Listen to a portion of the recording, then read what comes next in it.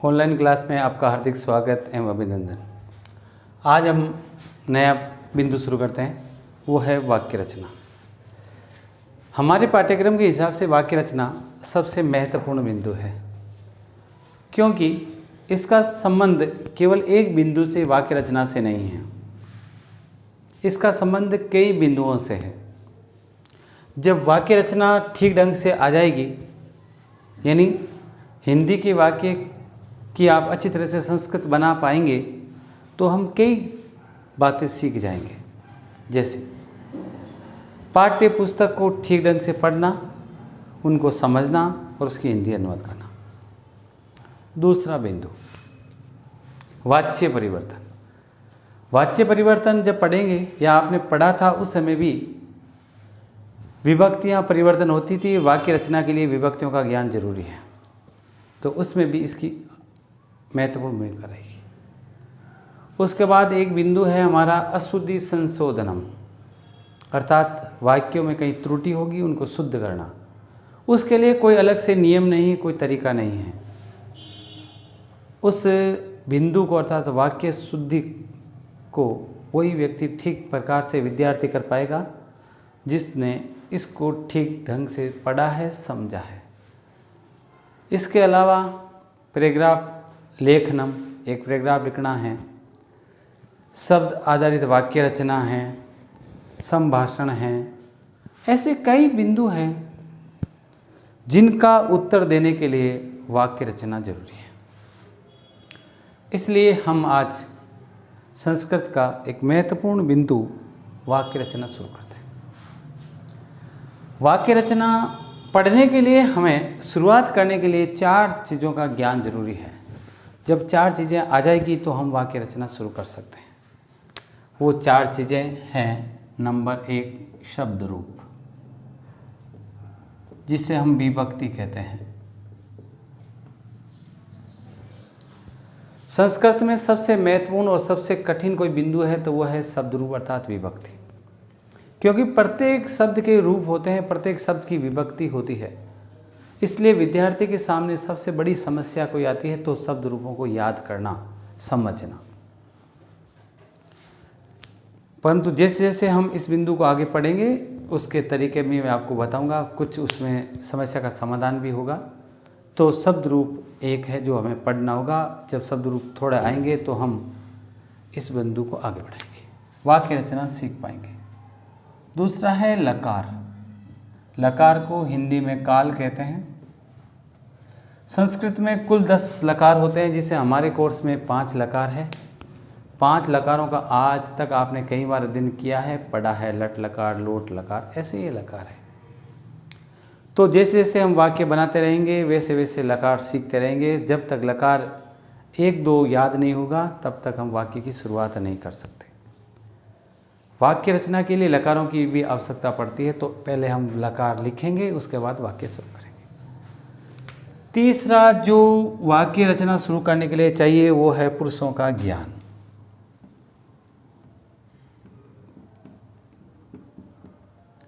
जैसा कि आप जानते हो, पढ़ते हो कि पुरुष 3 प्रकार के होते हैं, प्रथम पुरुष, मध्यम पुरुष और उत्तम पुरुष। कहीं पर प्रथम पुरुष लगता है, कहीं पर उत्तम पुरुष लगता है, कहीं पर मध्यम पुरुष लगता है। जैसे राम है पठति, यहाँ प्रथम पुरुष लगा है। अहम पठामि, यहाँ उत्तम पुरुष लगा है। त्वम पठसि, यहाँ मध्यम पुरुष लगा है। तो ऐसा क्यों? इसके पीछे भी कोई कारण है, इसके भी नियम हैं। जब वाक्य बनाएंगे तो इनका ज्ञान भी जरूरी है, वरना हम कौन सा पुरुष लगाएंगे ये तय कर नहीं कर पाएंगे। प्रत्येक लकार में 3 पुरुष होता है, तो कहीं पर प्रथम पुरुष लगता है, कहीं पर मध्यम लगता है, कहीं पर उत्तम लगता है। ये कैसे लगता है ये हम पहले पढ़ेंगे। और चौथी और अंतिम बात है वो कारक। हिंदी में जो आपने कारक पढ़े हैं, कर्ता ने कर्म को वाले कारक, वो कारक भी यहाँ जरूरी है। तो इस प्रकार ये 4 बिंदु सामान्यतः, उसके बाद जैसे जैसे हम आगे बढ़ते जाएंगे और कुछ नई बातें इसमें साथ जुड़ती जाएगी। विशिष्ट कारक है, अवयव है, ऐसे और जुड़ते जाएंगे और हम वाक्य सीखते जाएंगे। परंतु सामान्यतः ये 4 चीज़ें जब आ जाती है तो हम वाक्य रचना सीख सकते हैं, शुरू कर सकते हैं। तो पहले इन चारों चीज़ों को हम पढ़ेंगे, लिखेंगे, समझेंगे, और जब ये चारों चीज़ों में कुछ कुछ भाग, पूरा नहीं, जैसे शब्द रूप है तो शब्द रूप में बहुत सारी विभक्तियाँ हैं, बहुत सारी विभक्तियाँ लिखकर हम वाक्य रचना करेंगे तो बहुत समय लग जाएगा और आप परेशान भी हो जाओगे कि भैया जी तो रोज़ विभक्तियाँ लिखाते हैं। तो सारी विभक्तियाँ नहीं लिखेंगे, कुछ विभक्तियाँ लिखेंगे और उसके बाद हम वाक्य रचना करेंगे।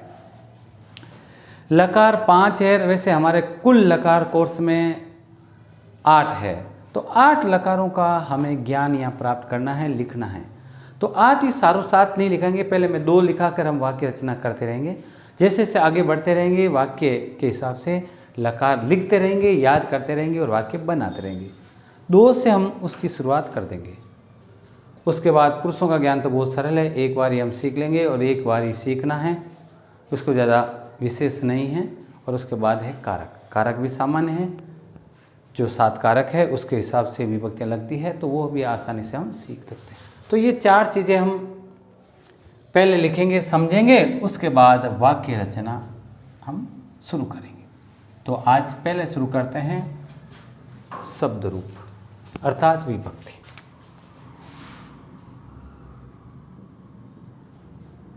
पहला बिंदु है वो है शब्द रूप। जिसके रूप लिखे जाते हैं अर्थात विभक्ति लिखे जाते हैं वो शब्द 2 प्रकार के होते हैं। एक तो होते हैं संज्ञा शब्द और दूसरे होते हैं सर्वनाम शब्द, जिनके रूप हमें लिखना है संज्ञा और सर्वनाम। संज्ञा किसे कहते हैं ये भी आप जानते हो, सर्वनाम किसे भी कहते हैं ये भी आप जानते हैं। किसी व्यक्ति, वस्तु या स्थान के नाम को संज्ञा कहते हैं। तो राम शब्द, सीता शब्द, ऐसे आपने नाम सुने हैं, पढ़े हैं, गुरु शब्द, नदी शब्द, कवि शब्द, ये शब्द सारे के सारे संज्ञा है, इनके भी रूप हमें पढ़ने हैं। उसके अलावा दूसरे हैं वो सर्वनाम शब्द हैं। सर्वनाम किसे कहते हैं? जो संज्ञा के स्थान पर काम आता है उसको सर्वनाम कहते हैं। हिंदी में आपने पढ़ा होगा वह, यह, ऐसे कुछ शब्द हैं जो सर्वनाम हैं, क्योंकि ये संज्ञा के स्थान पर काम आता है। कैसे? राम पढ़ता है, ये वाक्य है, राम पढ़ता है परंतु वह विद्यालय नहीं जाता, ये वाक्य है। इसमें ये राम है, ये क्या है? संज्ञा, क्योंकि किसी व्यक्ति का नाम है। और ये वह क्या है? ये सर्वनाम है। क्यों? क्योंकि ये संज्ञा के स्थान पर अर्थात राम के स्थान पर प्रयुक्त हुआ है। राम पढ़ता है परंतु वह विद्यालय नहीं जाता। वह कौन? राम। वह और राम एक ही है, परंतु वाक्य की सुंदरता के लिए यहाँ वापस राम नहीं लिखा, परंतु अगर राम लिख देते तो वाक्य गलत नहीं होता। राम पढ़ता है परंतु राम विद्यालय नहीं जाता, तो भी एक ही बात है, परंतु राम के स्थान पर वह आ गया, इसका मतलब वह क्या है? सर्वनाम। ये वह और यह हिंदी में सर्वनाम होते हैं, इसी प्रकार संस्कृत में भी सर्वनाम के रूप होते हैं।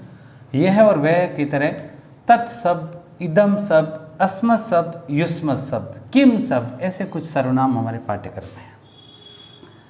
तो वाक्य रचना के लिए अस्मत् शब्द, युष्मत् शब्द, तत् और इदम, ये 4 सर्वनाम हमें पढ़ने होंगे और फिर हम वाक्य रचना बनाएंगे।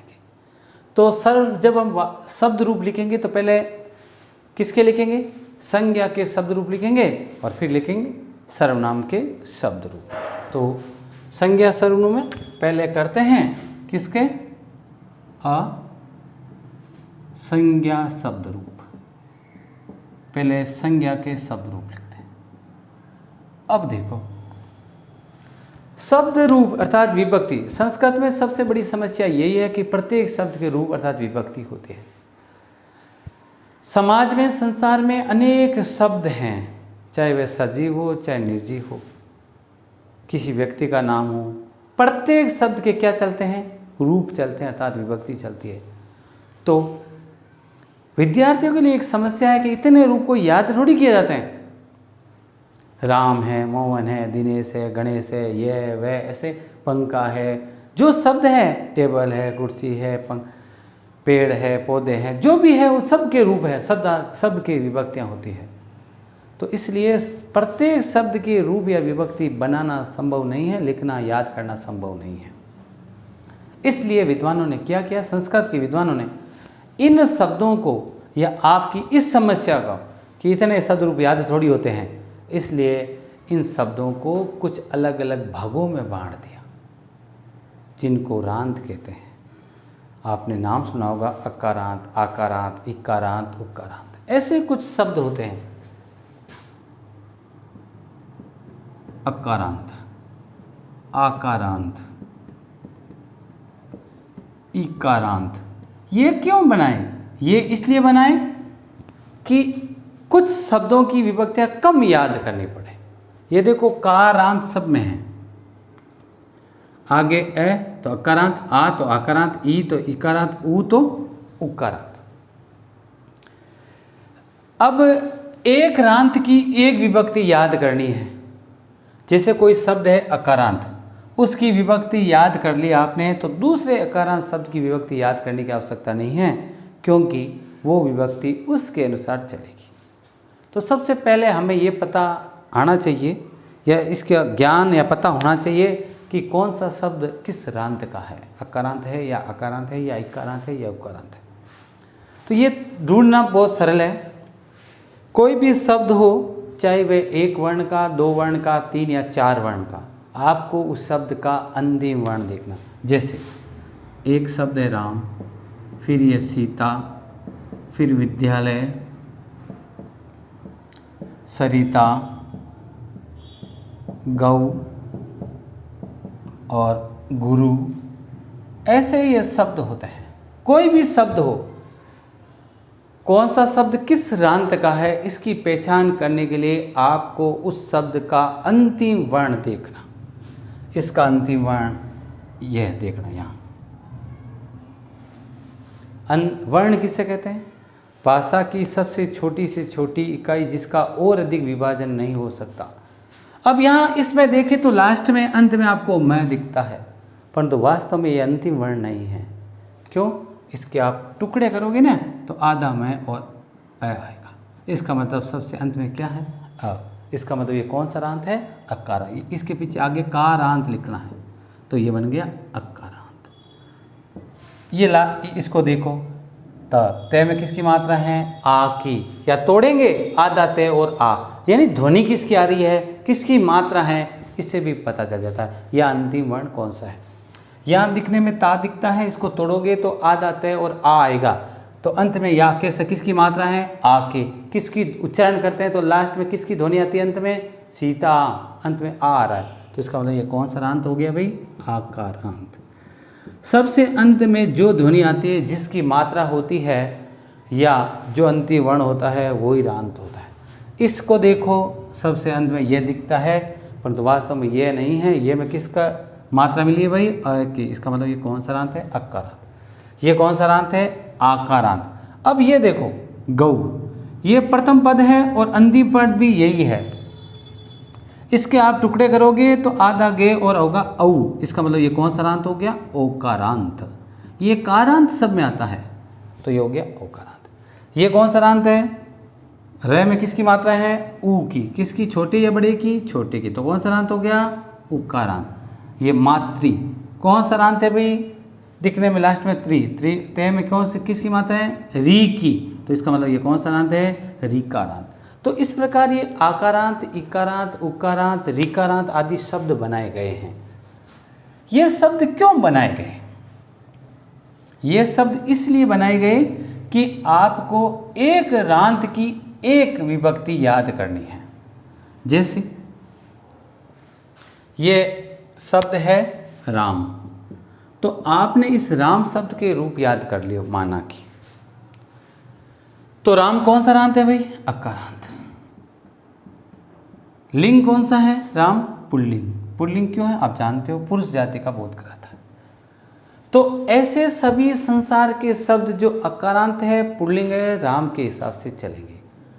दूसरे शब्द की विभक्ति याद करने की आवश्यकता नहीं है। जैसे राम की विभक्ति आपको याद है, राम की प्रथम विभक्ति होती है राम में है, रामौ, रामः। अब आपको राम की प्रथमा विभक्ति याद है, परीक्षा में राम की नहीं आई और उसकी जगह आ गई किसकी, बालक की। तो देखो बालक की अलग से विभक्ति याद करनी पड़ेगी क्या, नहीं करनी पड़ेगी। क्यों, क्योंकि बालक कौन सा रांत है, अकारांत, लिंग कौन सा है, पुल्लिंग, इसलिए आपको अकारांत पुल्लिंग की एक विभक्ति याद है, कौन सी, राम की। इसलिए राम की जब याद है तो आप बालक की लिख सकते हैं। कैसे, राम की प्रथम विभक्ति होती है राम है, रामो रामः, तो बालक की प्रथम विभक्ति क्या हो जाएगा, राम से बना है राम है तो बालक से बनेंगे बालक है, राम से रामो तो बालकौ, राम से रामः तो बन गई बालकः।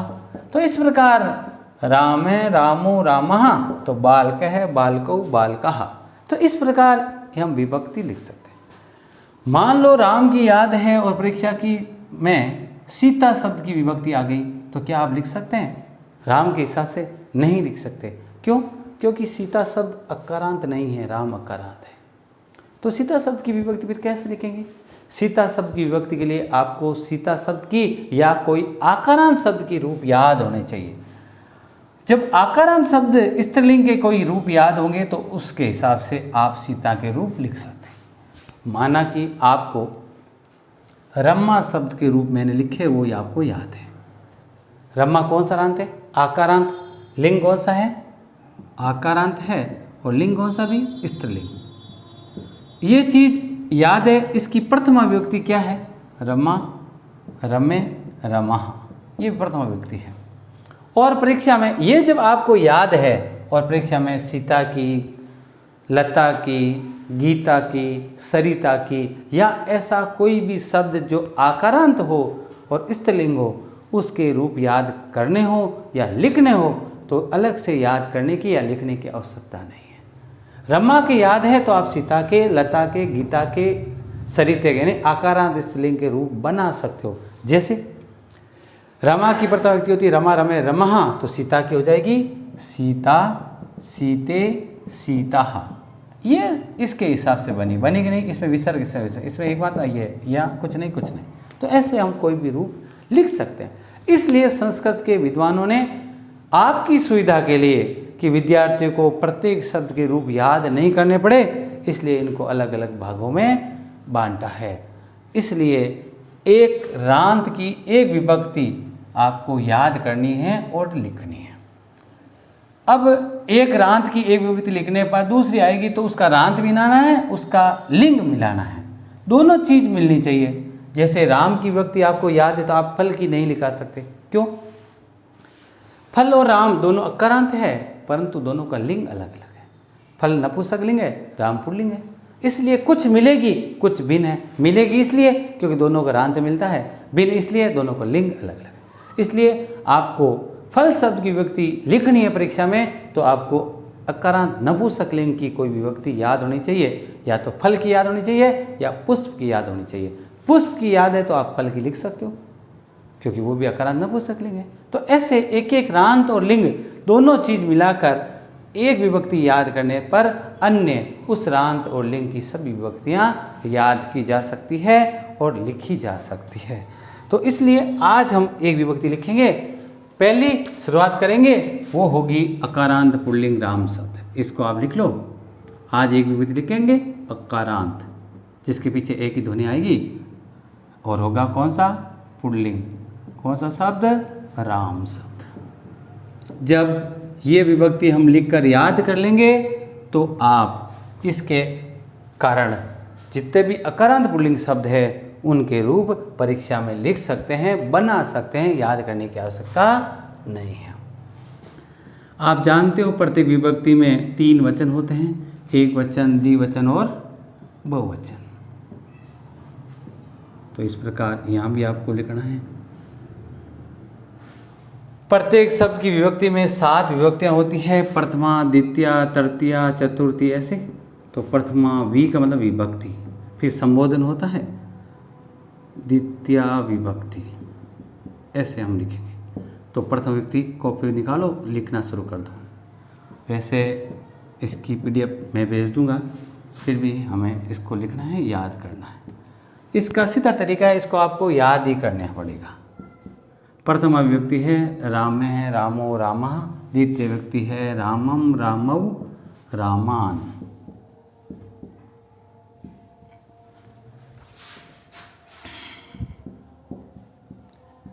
तृतीया विभक्ति रामेण, रामाभ्याम, रामई।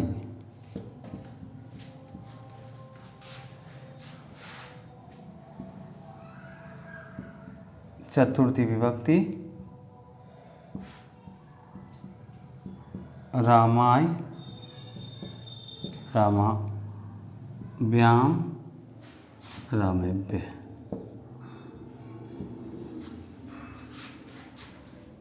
पंचमी विभक्ति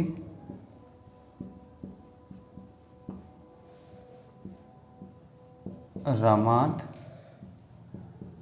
रामाभ्याम, रामेभ्यः। लिखो फटाफट या फिर स्क्रीनशॉट ले लो। अब हम ऊपर लिखेंगे, ऊपर वाले बिंदु को मिटा रहा हूं मैं।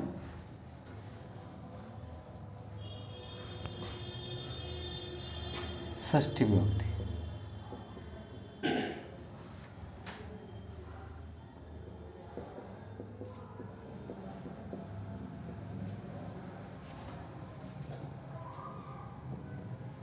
रामस्य, रामयो, रामाणाम्।